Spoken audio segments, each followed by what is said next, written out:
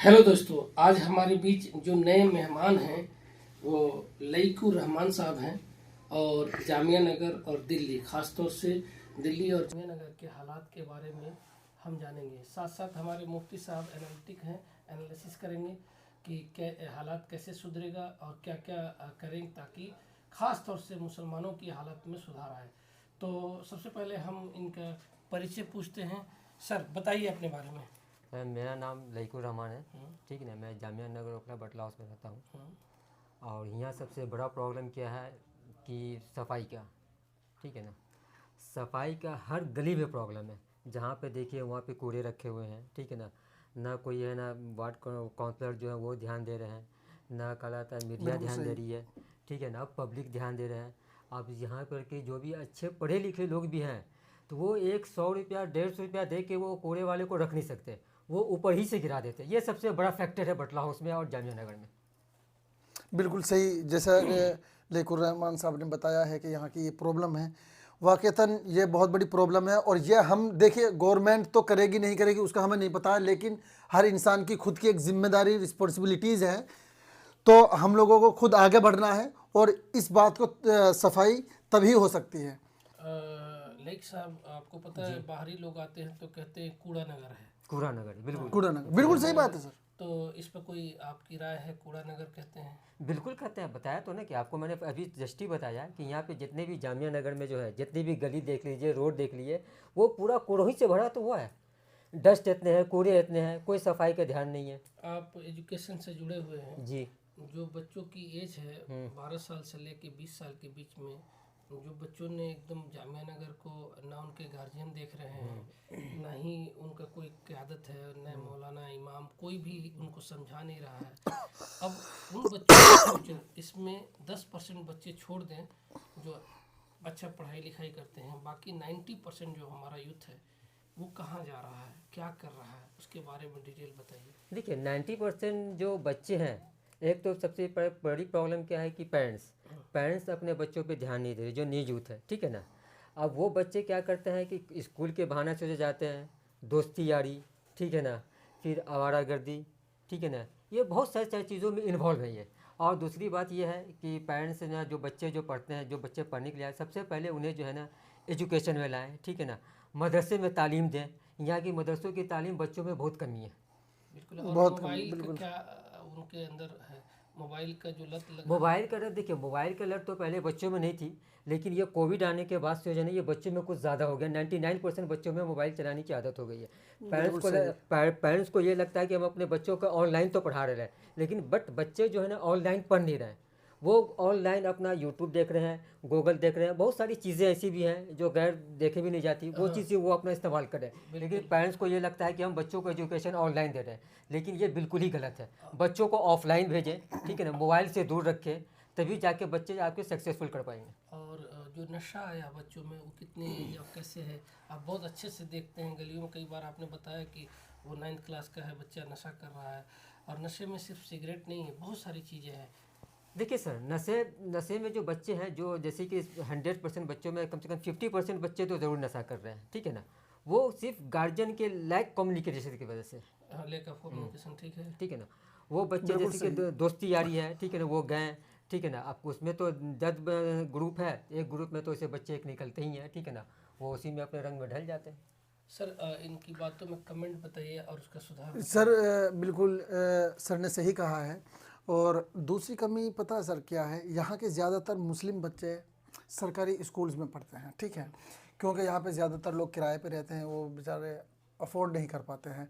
इंशाल्लाह हम भी ज़ोहरान ममदानी की तरह अफोर्डेबल बटला हाउस बनाएंगे। इस पर नाजरीन की मैं कमेंट और राय जानना चाहता हूँ।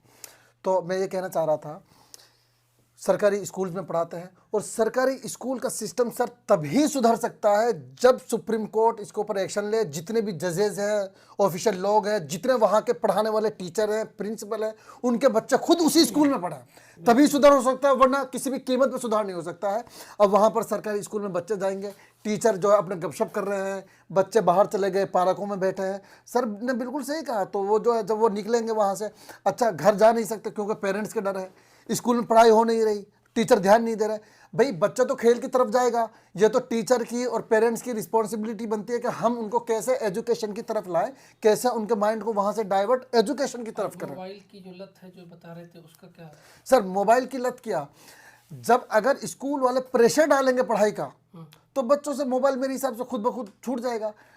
यहाँ पर क्या है, स्कूल में पढ़ाई नहीं हो रही है तो इसलिए अब अच्छा बाहर का सुधार बताइए कैसे करें? तो सर सुधार के लिए तो बस यही है कि पेरेंट जो है ज़्यादा से ज़्यादा अपने बच्चों के ऊपर ध्यान दें और चाहे कुछ भी हो जाए मोबाइल से बिल्कुल दूर रखें और अपने बच्चों को कोशिश करें कि ऑफलाइन क्लासेस में भेजें। मतलब ये कहना चाह रहे हैं कि बच्चों से पहले पेरेंट्स की काउंसलिंग की जाए। बिल्कुल तो पेरेंट्स उसके की लिए काउंसलिंग। आप कोई बना रहे हैं कोई बिल्कुल सर, हमारी जो टीम है हर एतबार से काम कर रही है, सफाई के ऊपर भी और जैसे जाम वाम की ये प्रॉब्लम है इसके ऊपर भी काम कर रही है। इंशाल्लाह जल्द ही उसका रिजल्ट भी नज़र आएगा। और इसी तरह हमारी टीम ने जो है कोचिंग भी इस्टेब्लिश की है गरीब बच्चों के लिए और बहुत अफोर्डेबल, आप इतना अफोर्डेबल आप सोच नहीं सकते हो मोहतरम नाजरीन। इतनी अफोर्डेबल कोचिंग आप पूरे बटला हाउस में, पूरे शाहीन बाग में, पूरे जामिया नगर में नहीं देखोगे।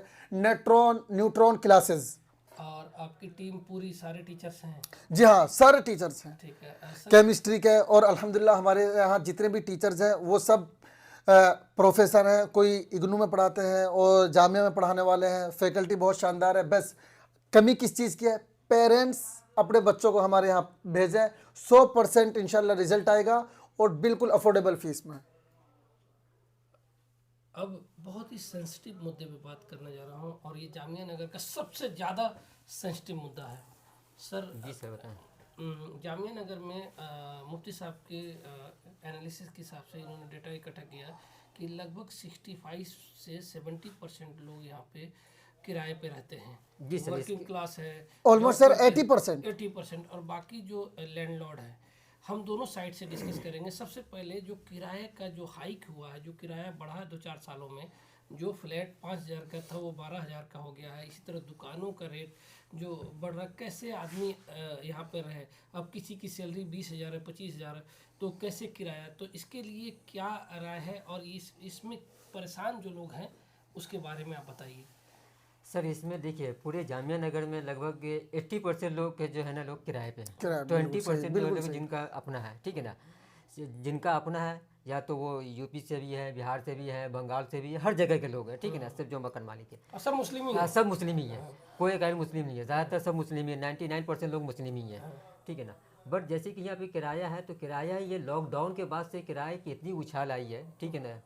और जो किराया 5-6 रुपये में 2 रूम सेट मिल रहे थे, आज के डेट में वो 12,000 रुपये। 12,000 बिल्कुल एग्जैक्ट बिल्कुल, ठीक है ना, 12,000। जो 3 रूम की फ्लैट जो है ना 8,000 में मिल रही थी, आज के डेट में वो 18,000 रुपये में जस्ट 2 गुना हो गया है, ठीक है ना। 3 गुना 2 गुना। हाँ 2 गुना 3 गुना हो गया। और कमाई वही की कमाई वही है, जो पब्लिक जो काम कर रहे हैं, जो मिडिल क्लास के लोग हैं, वही 18,000, 20,000, 15,000 रुपये कमाई कर रहे हैं। अब वो बताइए कि 15,000, 20,000 रुपये वो कमाई करके वो 18,000 रुपये किराया देंगे तो क्या वो बच्चों को खिलाएंगे, क्या ठीक है ना, पढ़ाएंगे, क्या पढ़ाएंगे। तो वो बच्चा तो ऐसे तो निकलेंगे ही ना, गलत जगह पे जाएंगे, क्या कि गार्जियन ध्यान ही नहीं दे पाएंगे उस बच्चे को। बताइए मुफ्ती साहब इसका सोल्यूशन और इसका और बताइए। सर बात बिल्कुल सही कही है। इसका सिर्फ सॉल्यूशन एक तो इंसानियत, दूसरी बात हर इंसान से सवाल किया जाएगा और तो इसके ऊपर चाहे वो हमारा अपना हो चाहे कोई भी हो तो हमें एक्शन लेना होगा और हमें बोलना पड़ेगा। जहाँ पे जो भी गलत हो रहा है, अगर आसपास के लोग भी बोलना शुरू कर दें। असल में यहाँ पर क्या है, अगर किसी के साथ गलत हो रहा है तो कोई बोल ही नहीं रहा, वीडियो बना लेंगे, लेकिन कोई ये नहीं बोलेगा कि हाँ भाई आपने गलत किया है।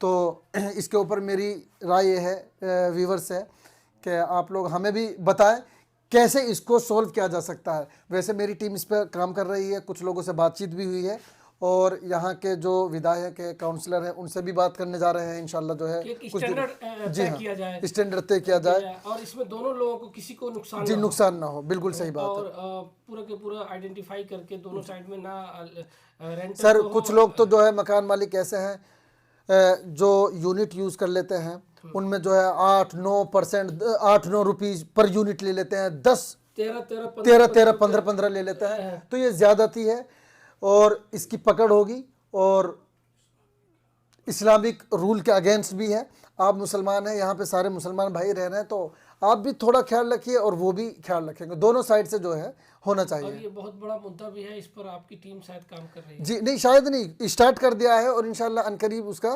रिजल्ट, पॉजिटिव रिजल्ट की अब उम्मीद है। आखिरी बात है सर, एम्प्लॉयमेंट जॉब, यहाँ पे आप देखिए तो रात में दिन में बिरयानी की दुकानें हैं, मेडिकल की दुकान, बस मतलब यहाँ कोई ऐसा नहीं है। हम देखा जाए तो पूरे जामिया नगर को देखा जाए तो जो एम्प्लॉयमेंट का जो लेवल है वो बहुत लो है, और जो भी काम करते हैं 8-10 हज़ार 15 हज़ार, इससे ज़्यादा नहीं। जो स्कूलें हैं इस पर हम पूरा बात करेंगे। स्कूल में जो लड़कियां 12th पास हो गई हैं, ग्रेजुएशन हो गई हैं, वो 4-4 5-5 हज़ार वाले स्कूल वाला उनका एक्सटॉर्शन करते हैं, उन पे मतलब उनका इस्तेमाल करते हैं और सही से सैलरी सही समय पे नहीं देते हैं। क्योंकि आप एजुकेशन से जुड़े हुए हैं तो इस मुद्दे को उठाना है। आप बताइए क्या सोच रहे हैं? सर इसके बारे में मैंने एक प्लानिंग भी किया है और कई लोगों से मेरी बात भी हुई है। इस पूरे जामिया नगर में सिर्फ एक वाहिद एक ऐसा यूनिवर्सिटी है, जामिया मिलिया इस्लामिया, ठीक है ना। ये सिर्फ एक ही यूनिवर्सिटी है हम मुस्लिम इदारों के लिए। तो सबसे पहले यहाँ पे एक यूनिवर्सिटी बननी चाहिए, ठीक है ना। इससे क्या होगा, बच्चों के तालीम भी होगी, ठीक है ना, और जो लोग बेरोजगार हैं उन्हें रोजगार भी मिलेगा। तो हम लोग इस पे काम कर रहे हैं सर। ठीक है। तो वो जो स्कूल में लड़कियां पढ़ाने जाती हैं, जिनका यूज ये करते हैं, सही स्टैंडर्ड एक सैलरी नहीं देते हैं, उस पर उसी पे मेन है। और बेरोजगारी और जो बिरयानी की दुकानें हैं ये ठीक है। आप मुस्लिम इलाकों में देखिए तो किताब कॉपी की दुकानें कम, यहाँ पूरे मार्केट में देखिए तो ढंग की किताब की दुकान नहीं है कोई, लेकिन बिरयानी की खाने की भरी पड़ी है। मुझे उससे एतराज़ नहीं है, वो भी एक रोजगार का है, लेकिन लोग इधर क्यों नहीं आ रहे हैं? सर देखिए, ये वाक़तन संजीदा मसला है और इसमें हम सब लोगों को जो है मिलकर काम करना होगा। ये काम अकेले इंसान से नहीं होगा और मैंने इससे पहले बताया, अकॉर्डिंग टू इस्लामिक रूल के हिसाब से हर इंसान से पूछताछ होगी। आपसे भी पूछताछ होगी, मुझसे भी पूछताछ होगी, चाहे वो मजहबी लीडर हों, चाहे वो पॉलिटिकल लीडर हों, हर एक ज़िम्मेदार है इन चीज़ों के लिए। तो मेरी बहुत ही मुअद्दबाना और आजिज़ाना दरख्वास्त है अहले बटला हाउस से, अहले जामिया नगर से, कि वो इन जितनी भी ये बुराइयां हैं इन सब से हम मिलकर एक साथ लड़ें, और जहाँ पे भी जो गलत हो रहा है हम मज़लूम के साथ खड़े रहेंगे और मज़लूम के साथ खड़ा रहना चाहिए। अल्लाह ताला ने फरमाया, अल्लाह ताला इंसाफ करने वालों को पसंद करते हैं। दोस्तों, ये मेरा रिक्वेस्ट है, आप सबसे गुजारिश है कि जो जिस काम में महारत हासिल है वो करते रहें, जो जॉब वाले हैं वो करते रहें। इसमें से कुछ लोगों की ज़रूरत है, 150 लोगों की ज़रूरत है जो यूनाइट हों और उन 150 लोगों को सपोर्ट वो करें जिनके पास समय न हो। समय, पैसा, ताकत, इसे कहते तन मन धन।